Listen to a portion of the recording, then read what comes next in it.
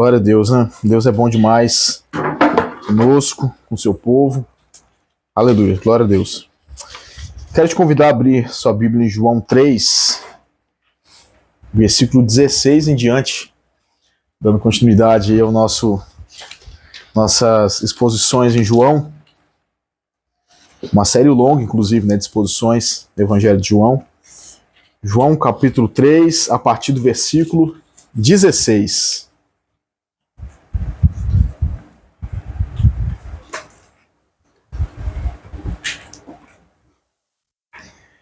João 3, a partir do versículo 16.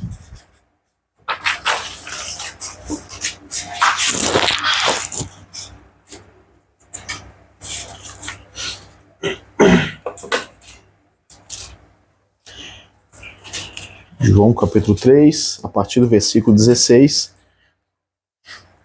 que diz assim para nós: Porque Deus amou o mundo de tal maneira que deu seu Filho unigênito, para que todo que nele crê não pereça, mas tenha vida eterna.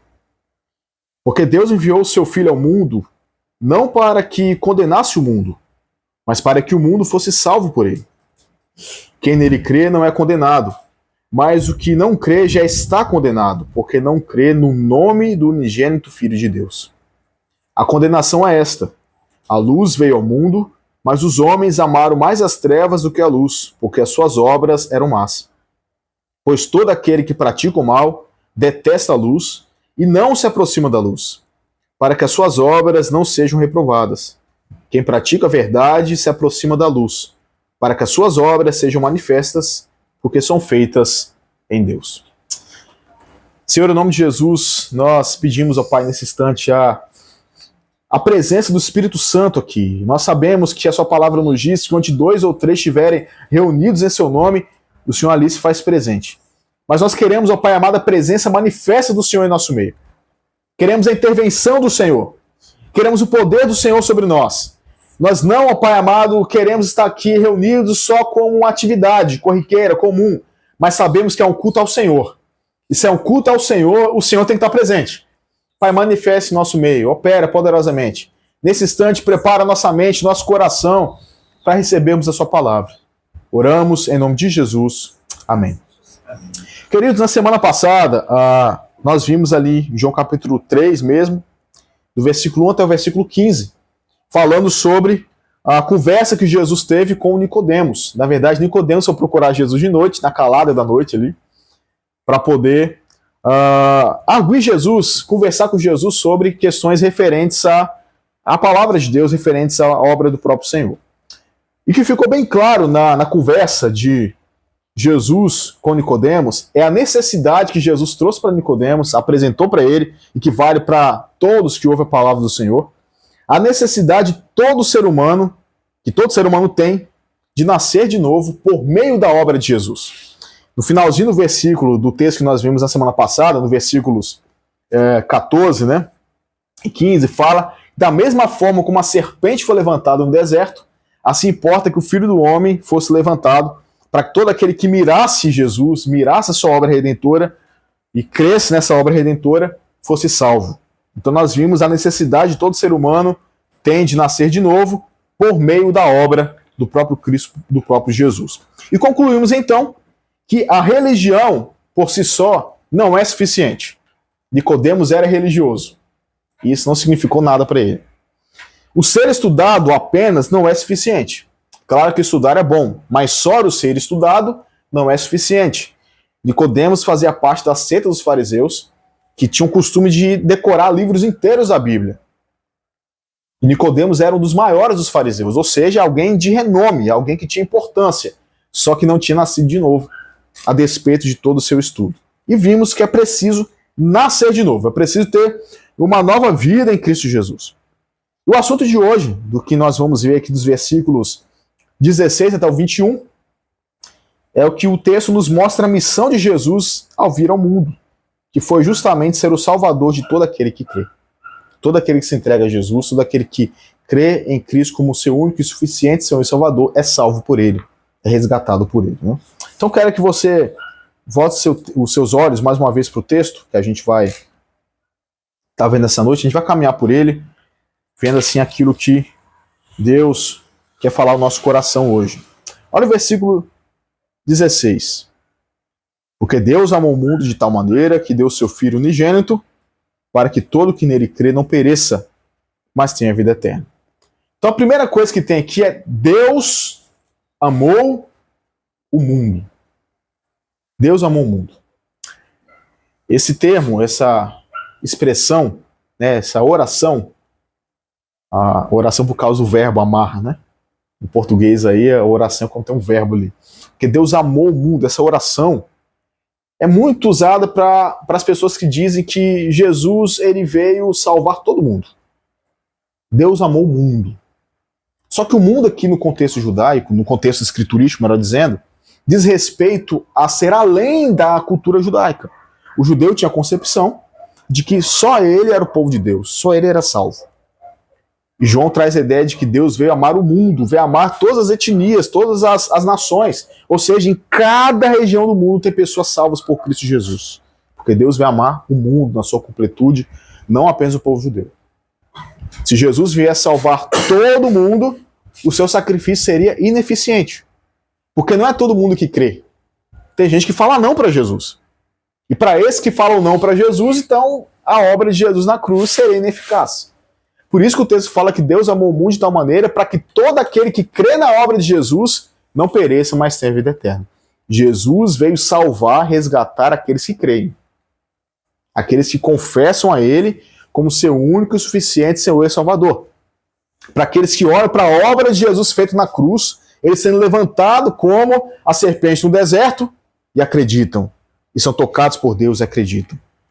Então a primeira coisa que a gente precisa observar aqui, esse amar ao mundo diz respeito à completude do mundo, no sentido de todas as nações, povos e línguas que são alcançados pelo amor soberano do nosso Deus.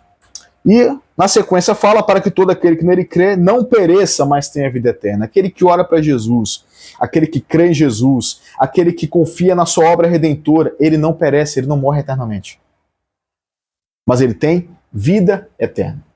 A palavra de Deus nos fala em Apocalipse que haverá um lago de fogo e enxofre. Aquele que lá é lançado desse lago de fogo e enxofre, onde já se encontram, na linguagem do texto, a besta e o falso profeta, perecerão, e essa é chamada segunda morte. Justamente pelo fato de que aquele que não tem o seu nome escrito no livro da vida perecerá na condenação eterna. Mas aquele que crê em Jesus, que se entrega a Ele, que é salvo, que é lavado e remido, ele não perece, mas ele tem vida eterna. Ele reinará para sempre com o Senhor. E agora o versículo 17. Quem pode ler para mim, por favor? Já que está todo mundo com a mesma versão aí. Que Deus enviou o seu Filho ao mundo, não para que condenasse o mundo, mas para que o mundo fosse salvo por ele. Isso. O versículo 17 aqui aponta a primeira vinda de Jesus à Terra. O que Jesus veio fazer aqui na sua encarnação. Nós sabemos que no retorno glorioso do Senhor Jesus, quando os céus serão abertos, a última trombeta será tocada, e ele vir com as suas miríades celestiais, ele virá para julgar o mundo. A Bíblia nos fala que será levantado um grande trono branco, Cristo assentará, e todos os povos, de todas as tribos, línguas e nações, pequenos e grandes, comparecerão diante desse trono para ser julgados. Isso que Jesus vai fazer na sua segunda vinda. Só que na sua primeira vinda, ele não veio para julgar, ele veio para salvar. Ele veio para apresentar o seu plano redentivo, para viver no nosso meio e para morrer na cruz do Calvário, para nos purificar de todo o pecado. Deus enviou o seu Filho ao mundo não para que condenasse o mundo, mas para que o mundo fosse salvo por ele. Isso quer dizer que da primeira vinda de Jesus até a sua segunda vinda, dá tempo. Estamos na graça. Dá tempo ainda. A Bíblia nos fala que na hora que Cristo voltar, que vir pela sua segunda vez, muitos se alegrarão, outros lamentarão, porque aí não vai ter mais jeito, acabou a oportunidade. Quando ele vier na segunda vez, já é para julgar. Então, a partir do momento que Jesus nasceu aqui, começou seu ministério, morreu, ressuscitou, ascendeu aos céus, a porta da graça está aberta. Porque nessa ocasião Jesus veio não para condenar o mundo, mas para salvar o mundo. Então agora ele está como Salvador. Mas haverá um tempo que ele virá como Senhor para julgar todas as coisas. Olha o versículo 18 ainda. Quem nele crê não é condenado. Ou seja, se você crê em Jesus, como já foi dito no versículo 16, não há condenação. Romanos capítulo 8 nos diz: não há mais condenação para aqueles que estão em Cristo Jesus, porque a lei do Espírito da vida em Cristo Jesus nos livrou da lei do pecado e da morte. Ou seja, Cristo Jesus, com seu poder, nos resgatou e nos tirou da condenação. Não, quem nele crê não é condenado. Mas o que não crê já está condenado. Não sei se vocês já ouviram, quando você está evangelizando alguém, falando do amor de Deus para alguém, e você fala, você entregou sua vida para Jesus? E a pessoa fala, já? Quando? Desde que eu nasci, eu sou...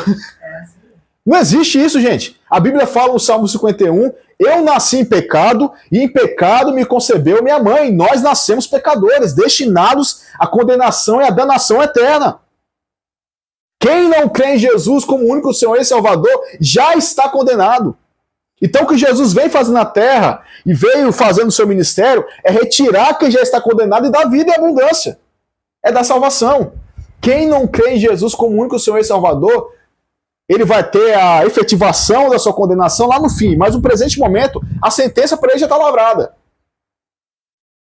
Condenação. Condenação. Quem nele crê não é condenado, mas o que não crê já está condenado, porque não crê no nome do unigênito Filho de Deus. Não crê em Jesus como Salvador. Não crê nesse Cristo que é o Filho unigênito de Deus, o Filho único de Deus. Todos que creem em Jesus como único Senhor e Salvador entram em ação a ideia de adoção. Nós somos co-herdeiros com Cristo, ou seja, nós somos enxertados na oliveira verdadeira. Nós fomos postos na família de Deus, mas o Filho legítimo unigênito é Jesus. Então não crer em Jesus é rejeitar o próprio Pai, o próprio Deus. Então não tem essa ideia de que eu acredito em Deus, mas não sou muito assim com Jesus. Não tem jeito. Ou é por Jesus, ou não tem como. Ou a salvação vem mediado por Cristo, como a Bíblia fala, ou não tem jeito de ninguém ser salvo. Não tem salvação sem Jesus. Então o índio lá na Amazônia, que nunca ouviu falar de Jesus, ele vai ser salvo se ele não se converter? Não. Não tem salvação fora de Jesus. Mas ele nunca ouviu do Evangelho? Bom, aí fica na nossa responsabilidade eu ter ido lá pregar para ele. Mas ele não pode ser salvo sem Jesus. Ninguém pode ser salvo sem Jesus. Jesus fala o seu caminho, a verdade, a vida, ninguém vem ao Pai a não ser por mim. Então essas pessoas já estão condenadas porque não creram no nome do unigênito Filho de Deus. Mas olha o versículo 19. A condenação é esta. A luz veio ao mundo, mas os homens amaram mais as trevas do que a luz, porque as suas obras eram más. Então a luz andou entre nós. O evangelho ter sido pregado. Inclusive depois que Jesus ascendeu aos céus, ele deixou essa responsabilidade conosco. Porque ao mesmo tempo que Cristo fala, eu sou a luz do mundo, ele fala também, vós sois a luz do mundo. Ao mesmo tempo que Cristo fala, eu estou aqui fazendo diferença, ele também fala com a igreja, vós sois o sal da terra. Então a luz continua brilhando através do povo de Deus, pregando, anunciando a palavra. Mas os homens, os seres humanos, têm amado mais as trevas do que a luz. Eles têm amado mais a impiedade do que a luz. Isso é o que a gente vê por aí. Irmãos, a bem na verdade, eu e o Edson, a gente ficou umas 4 semanas, né? Indo por aí, umas 4 vezes, 4 semanas foi seguido, né? Chamando as pessoas. Se o ser humano tivesse noção do quão pecador ele é, a gente teria que trocar de lugar para ele não caber aqui. Mas os homens amam mais as trevas do que a verdade da palavra de Deus. Isso é uma realidade. E aí Jesus, no versículo 20, final 19 ainda ele fala que as suas obras eram más, mas no versículo 20 ele mostra porque esses que têm as obras más não querem se aproximar da luz, não querem crer em Jesus. Olha o versículo 20. Pois todo aquele que pratica o mal detesta a luz e não se aproxima da luz, para que as suas obras não sejam reprovadas. Ou seja, quem não é da luz quer ficar no escuro, para que ninguém veja aquilo que de errado está sendo feito. Quando Jesus chega e ilumina, começa a aparecer as coisas erradas. O que apaga a luz? Todo mundo sabe que essa parede está meio cinza, né? Mas se não tivesse nenhuma iluminação aqui, teria muito mais dificuldade de enxergar. A luz traz as coisas à tona. Quem está em trevas não quer luz, porque as suas obras vão ser mostradas para as pessoas e desnudar diante do próprio Deus o quão pecador aquela pessoa é, o quanto que o coração dela é maligno, o quanto que o coração dela está afastado do Senhor, o quanto que lá no coração dela ela só não é igual Hitler porque ela nunca teve oportunidade. Ela só não é como uma das piores das escórias das pessoas, porque ainda alguma coisa eu freia, que ainda que seja a mão de Deus, nós queremos isso. Mas o ser humano é pecador, e quando a luz chega, ela mostra, pecado tá aí, tá? Se arrepende. Agora, aqueles que creem, que praticam a verdade que é justo, se aproximam da luz, para que as suas obras sejam manifestas, porque são feitas em Deus. Então quem é da luz quer estar mais na luz ainda, para que aquilo que faz de boa obra seja manifesto. Não obra pura dele, não é espécie de orgulho. São obras feitas em Deus. Ou seja, ele se aproxima da luz porque Deus está fazendo algo nele e ele quer mais luz ainda. Ele quer mostrar, olha o que Deus tem feito na minha vida. E isso foi feito através de mim porque eu estou em Deus e Deus está em mim e eu quero mais luz, eu quero me aproximar mais, eu quero mostrar para o mundo aquilo que Deus tem feito através de mim, porque essa pessoa que pratica a verdade foi alcançada, olhou para Jesus e creu, entregou a vida. Portanto, o que esse texto nos fala de forma direta, principalmente, Jesus veio retirar da condenação, salvar todo aquele que nele crê. Como nós vimos aqui, não tem essa de que em algum momento da vida a pessoa se torna condenada. Não, quando ela tiver razão, uma espécie de razão aí que ela vai ser condenada. Não, nasceu em iniquidade, nasceu em pecado. A pessoa já nasce condenada. Porque ela é pecadora. Já nasce condenada. Mas Jesus veio para salvar aqueles que por graça e misericórdia ele concede o arrependimento para que creiam. Quem crê é salvo. Quem não crê já está condenado. Mas a boa notícia é que se cada um de nós olharmos para Jesus e crermos nele como o único e suficiente Senhor e Salvador, não é Jesus e mais alguma coisa, é só Jesus, seremos salvos. Para concluir uma aplicação final aqui para nós, crê em Jesus para ser salvo. Se entrega a ele, para que seja livre da condenação. Jogar as coisas para baixo do tapete não resolve nada. Tapar o sol com a peneira não resolve nada. Existe uma realidade diante dos nossos olhos. É crer ou não crer. Ou se crê ou não se crê. Não tem muro. Não tem meio termo. Não tem centrão aí. Ou é de Jesus ou não é de Jesus. Ou crê para ser liberto ou não crê para ser condenado. Para continuar na condenação. Quero te convidar a se colocar de pé. Quero te convidar também, você que tem disponibilidade aí. Amanhã, sexta-feira, lá em casa mesmo, o Edson sabe onde que é. Tem um discipulado, a gente conversa um pouquinho mais sobre a palavra de Deus. Inclusive, amanhã nosso irmão está trazendo a palavra lá. Conversamos um pouquinho também da nossa igreja presbiteriana. E domingo de manhã, escola dominical. Domingo à noite, o culto às 19h30. Eu quero te convidar a curvar sua fronte para a gente estar orando, encerrando assim mais um culto nesta noite. Ó Deus, muito obrigado, porque o Senhor é bom, fiel para conosco.